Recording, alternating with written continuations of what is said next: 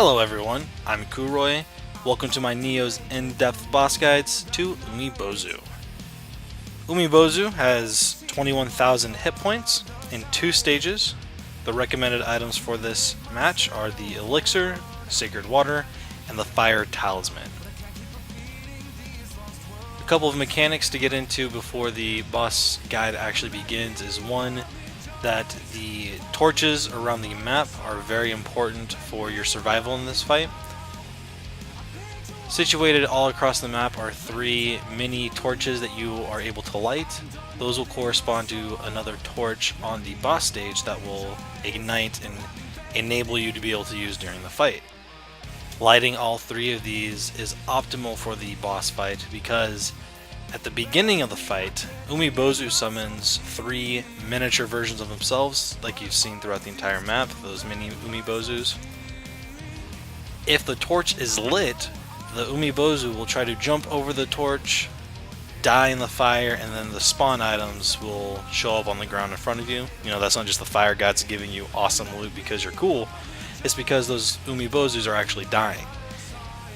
I highly recommend not using those during the fight so that you don't have to worry about the miniature Umi-bozus in the boss fight and you can only focus all of your attention on the boss. Another important thing that you should keep in mind is the Umi-bozu's weak points, which are the Amrita stones that he has within his body. You can clearly see these in his eyes, what will be formed at the mouth, you could say, and then in stage 2, when it's just that simple rock that you can see floating inside of his body. Hitting these deals significantly more damage than just hitting his body parts. And it deals additional elemental damage if you have your fire talismans activated because Umi-bozu is weak to fire, but also strong against any water attacks. So having a water elemental damage on your sword is not beneficial. It is more beneficial to keep the fire on your talisman. The fire talisman weapon augmentation will actually deal upwards of 200% weapon damage onto Umi-bozu. So if you want to do this fight effectively, you need to have that fire augmentation on your sword from the fire talismans. Phase 1 of Umi-bozu has a couple of basic attack sequences. One of them is his spit attack. Basically he'll just hakalugi at you.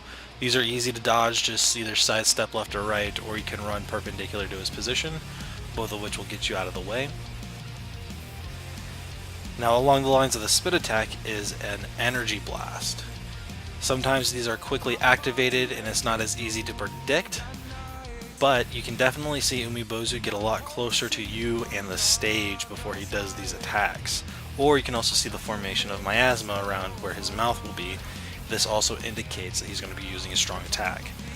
Every single time I've ever been hit by this, it is a one-hit kill, so do not get hit by this. Run perpendicular to his position. Once you're outside of the range of the attack, run up to his mouth and deal damage to the Amrita weak spot that he has. You'll deal significantly more damage otherwise, and it's very important that you do this because the more damage and quicker damage you can deal, the quicker the boss fight will go. His last attack is an arm slam. He can either be a single or a double. Now during this activation sequence, almost 100% of the time, you can definitely see an Amrita stone travel from his body to his arm.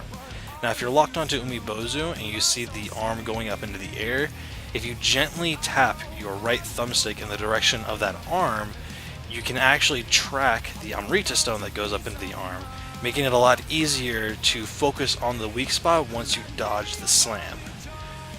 You're going to want to wait until his arm is almost down upon you before you dodge, otherwise if you dodge too soon you're still going to get hit. It's not very fun to get hit by these attacks because they're more so annoying. They're not going to get one shot by these, but having these take up the majority of your elixir usage is not going to be beneficial at all. After getting Umi-bozu to 50% health, he will go into phase 2, where he will jump onto the deck of the boss stage. He'll be a lot smaller, and his Amrita stone weak spot will be very apparent. The first attack that he has is the spit attack. Just like in phase 1, he'll launch the projectile at you. You can dodge either left or right, or run perpendicular to his position. He has a reach attack where he will lurch forward and then go back to his original position after dealing damage to you. Just sidestep this, run perpendicular. The next two attacks are quite important because both of these attacks will actually give you a chance to attack the Amrita weak spot. The first of that being a slam attack. He will lurch back and then slam his body forwards. After he hits the ground, you're going to be able to deal damage to the Amrita stone before he's able to recuperate.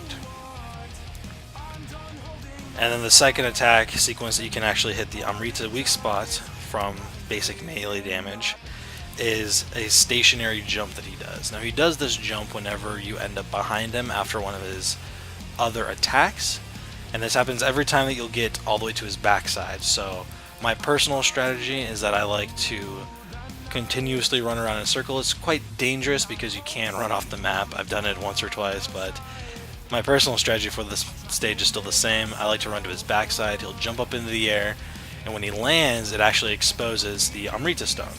So you can walk up to him, run up to him, attack him a few times, but then you want to back off immediately because once he does recuperate, if you're too close to him, he'll suck you into his body, deal damage to you, and spit you out. Rinse and repeat on the attack sequences that you personally like to capitalize on more, and before you know it, you will have completely obliterated Umi-bozu. I hope you found this guide helpful. If you did, please let me know in the comment section. Let me know what points you liked and didn't like so I can make further improvements on videos in the future. However, until next time, happy hunting.